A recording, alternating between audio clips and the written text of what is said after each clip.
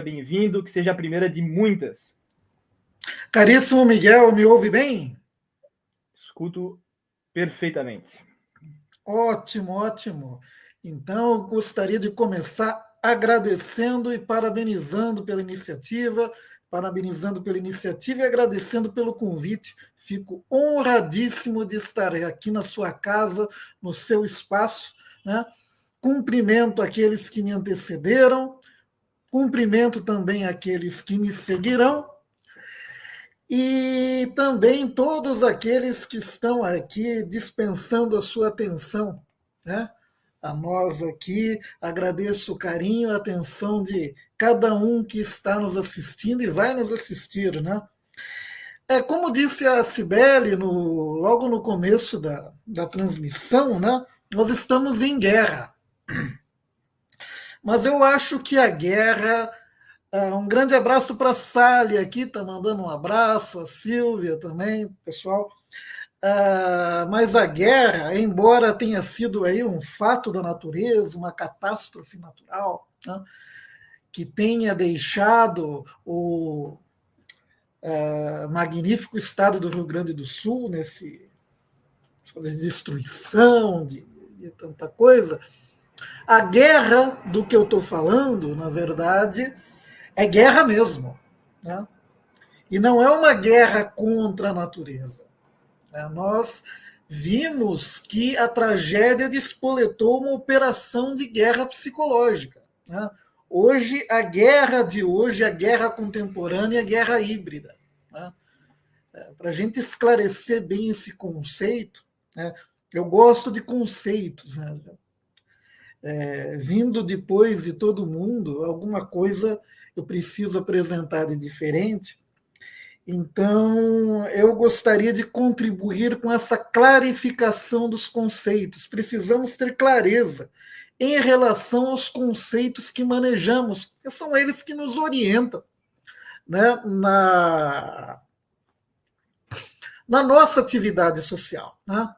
O híbrido é aquilo que dizem os dicionários, né? O híbrido é aquilo que resulta de duas espécies diferentes. Então, a guerra híbrida é uma guerra que combina espécies diferentes. A guerra convencional, geralmente a guerra convencional e a guerra psicológica. Nós não estamos numa guerra convencional, isso é fato. Mas assistimos no Rio Grande do Sul, despoletada pela catástrofe, uma operação de guerra psicológica. O que é guerra psicológica? Mais uma vez, vamos lá para o conceitinho. O que é a guerra psicológica? A guerra psicológica é uma ação sistemática visando atingir as emoções, a mentalidade, o comportamento do inimigo, né? Então, todo esse empenho em desmoralizar as Forças Armadas, nunca houve uma campanha publicitária. A arma da guerra psicológica é a propaganda. Nunca vi. Eu estou com 45 anos, completo 45 anos no mês de julho. Eu nunca vi uma campanha de desmoralização tão intensa das Forças Armadas.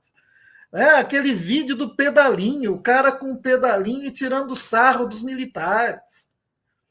Tudo isso não veio do nada. Porque, veja bem, não eram pessoas, não era a guerra, uma operação para ser considerada guerra psicológica, ela precisa ser sistemática.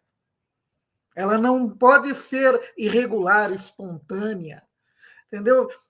Assim, bastou a tragédia no Rio Grande do Sul, imediatamente fomos inundados, enquanto os nossos compatriotas do Rio Grande do Sul estavam sendo inundados de água, o resto dos brasileiros era inundado de material midiático. É um absurdo isso. Enquanto tem gente sofrendo, uma cambada de filhos das putas querendo tirar proveito da tragédia para fazer publicidade ideológica. e publicidade ideológica antinacional. Porque, veja bem, o que sustenta a soberania nacional, não é querendo citar o Mao Tse Tung, mas o poder reside no cabo do fuzil. Se você cancela as Forças Armadas de um país, é como quebrar as pernas de alguém. É como quebrar os braços. Então é uma campanha criminosa isso daí. E isso foi feito de uma maneira sistemática. E a campanha separatista também. O separatismo no Brasil sempre foi visto como coisa de maluco. Que, pelo menos em nossa época, é coisa de maluco. Mas os grupos separatistas usaram dessa tragédia aí para espalhar separatismo, né? Como se o Rio Grande do Sul não estivesse agora, nesse momento, recebendo a solidariedade do Brasil inteiro, como deve receber. Então, é realmente preocupante. Isso não é inocente, isso não é espontâneo. Eu vi um vídeo espalhando lá uma teoria da conspiração, né, sobre o plano Marshall, aproveitando-se da ignorância das pessoas do que significa plano Marshall, eles criaram uma teoria da conspiração maluca, que todo mundo ia ser confinado, não sei o quê, mas era um vídeo de altíssima qualidade. Gente, não fica barato fazer aquilo. Não é um vídeo que alguém faz nas horas vagas. É alguém que já está preparado, esperando alguma coisa. O fulano está esperando algo acontecer para ele lançar aquela merda. Ele se aproveitar do desespero das pessoas, do medo das pessoas, da insegurança das pessoas. Imagine essa mentiraiada. Não, porque agora o governo federal está impedindo que a ajuda chegue, o exército está impedindo que resgate as pessoas. Hoje todo mundo tem um celular. Imagina um pai de família, com a família dele em cima de um telhado, vendo isso. Pô, ninguém vai salvar a gente aqui. Imagina o desespero que isso pode causar em alguém. Imagina quantas mortes esse tipo de campanha, essas coisas deveriam ser investigadas mesmo.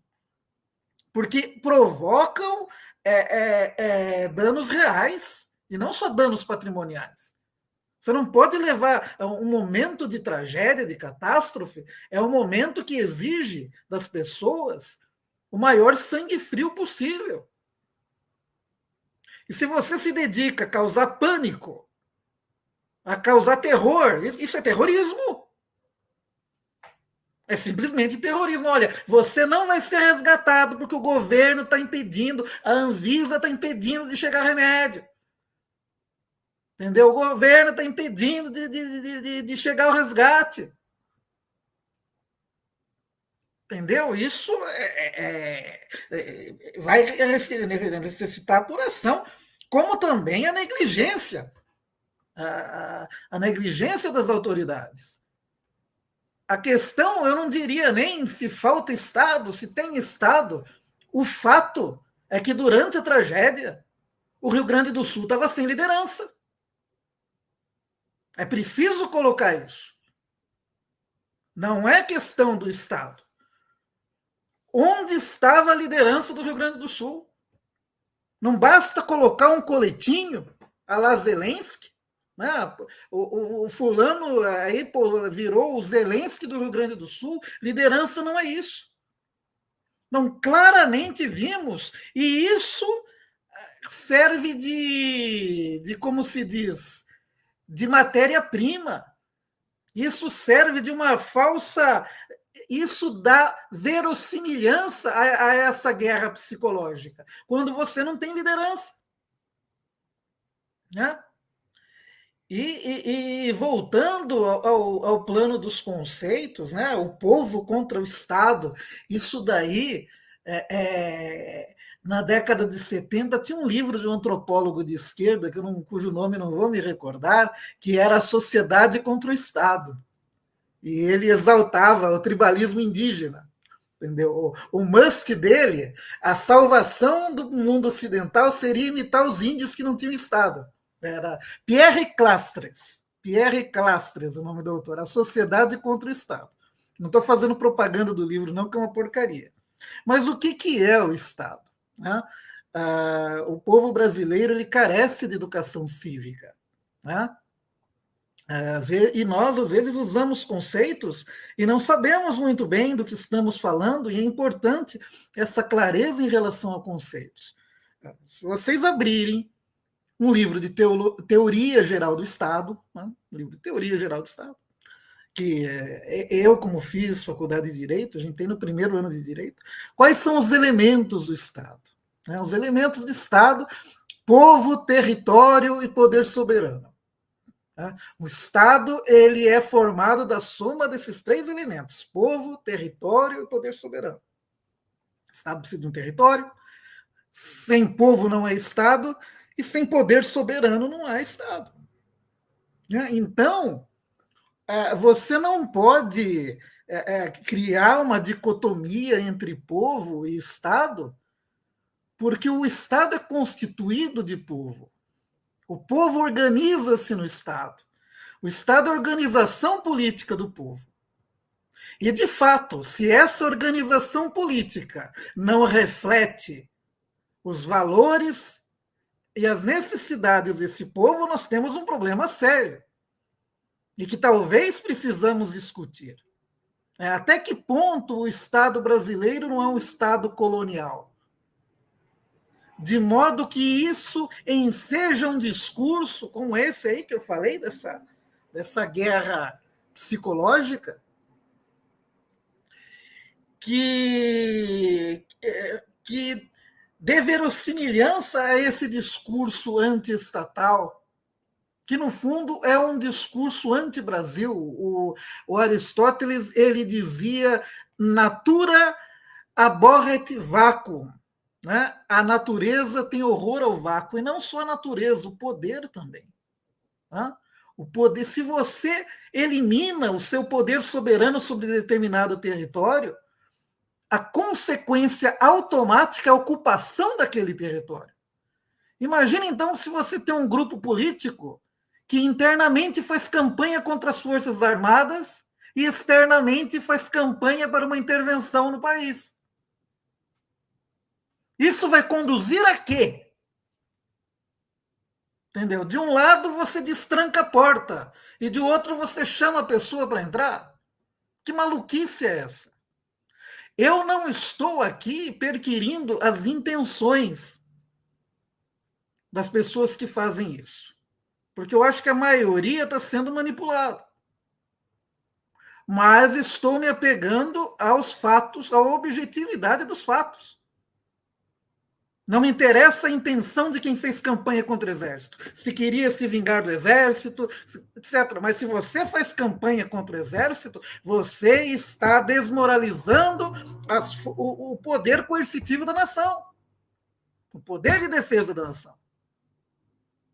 Simplesmente é isso que significa objetivamente. E pouco importa a opinião, pouco importa a intenção de quem faz isso, a subjetividade. Voltando ao conceito de Estado, porque a gente fala do Estado, o Estado não é um fenômeno. Fenômeno, aquilo, em filosofia chama-se fenômeno aquilo que aparece, aquilo que é sensível. A imagem de vocês na minha tela é um fenômeno. Uma árvore que eu vejo, os livros que me cercam, a lua lá fora, as estrelas, são fenômenos. O Estado não é observável. O Estado não é um objeto sensível, não é um objeto sensorial.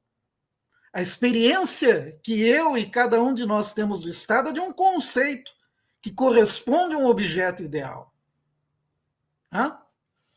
A bela frase aí do Fala Sério Tietê, é isso mesmo, na política não existe espaço vazio. No poder, quando você baixa a guarda, É como o vácuo. Se você produz vácuo numa vasilha, ou ela vai se contrair, ou ela vai se quebrar, porque a pressão do ar empurra. E assim como tem uma pressão do ar aqui que nós estamos sentindo, existe uma pressão política que não é fenomênica. É como o tradicional revolucionário está falando. Por trás de toda a anarquia, a formação de um novo Estado. E é um processo subversivo. Mas, como eu queria que vocês prestassem atenção, o Estado ele é um objeto ideal, ele não é um fenômeno. Então, como vamos identificar o Estado? Né? O Estado é algo que é da própria natureza intelectual do homem. Quando Aristóteles fala o homem é um animal racional, não é porque o homem se comporta de um modo racional, é porque o homem tem a potência da razão. Ele tem a inteligência, que é uma faculdade apreensiva de objetos ideais, que é capaz de apreender no sensível e inteligível.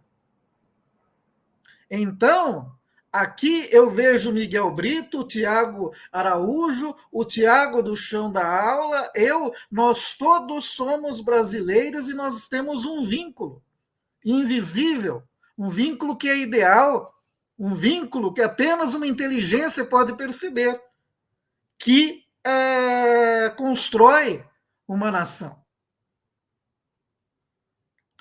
Aqui o Luiz Antônio Lapa está falando do livro do professor Lorenzo, Complô para aniquilar as Forças Armadas e as Nações da Iberoamérica.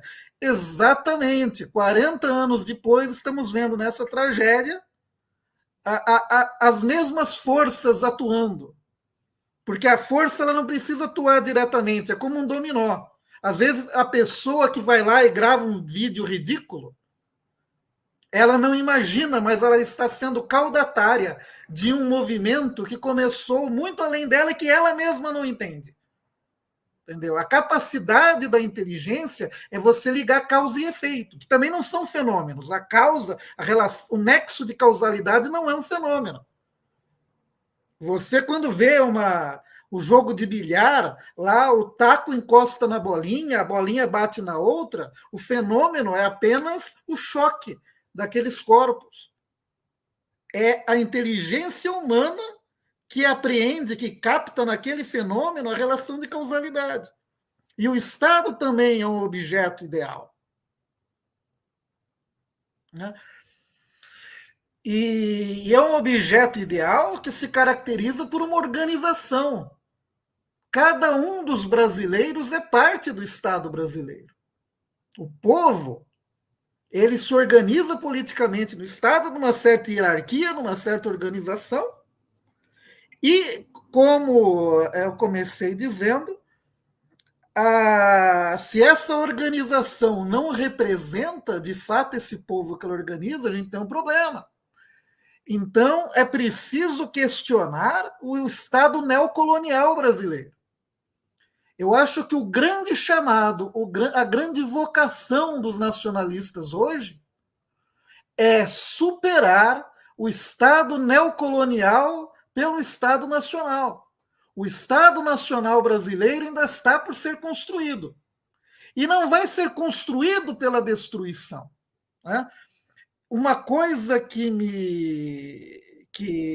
me acautelo é que, apesar de ser uma operação de guerra psicológica, devemos tomar muito cuidado em evitar polarizar, em evitar tornar-se o polo contrário. Porque o que essa turma se aproveita? Falhas sempre haverá. Sempre vai acontecer. Sempre vão acontecer falhas, acidentes, etc. Eles vão capitalizar isso. E, de repente, para a gente defender os valores que nós amamos, nós acabamos passando pano para falhas, o que também não é bom, o que também não justifica. Então, em vez de sermos um polo na dialética, simplesmente antítese, porque é isso que alimenta a guerra psicológica. Entendeu? Você precisa, na guerra psicológica, você precisa identificar um inimigo para você manipular o público contra ele. Olha, aquele lá ele defende o Estado ineficiente. Pedra nele, pau.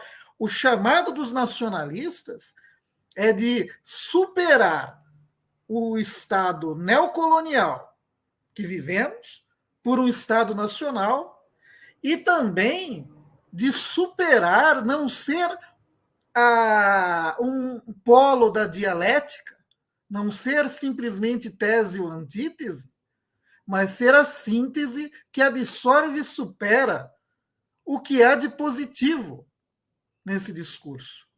Então, nos coloquemos acima, nos coloquemos à frente, nos coloquemos avante. Vamos em frente. Muito obrigado. Deus abençoe vocês. Louvado seja nosso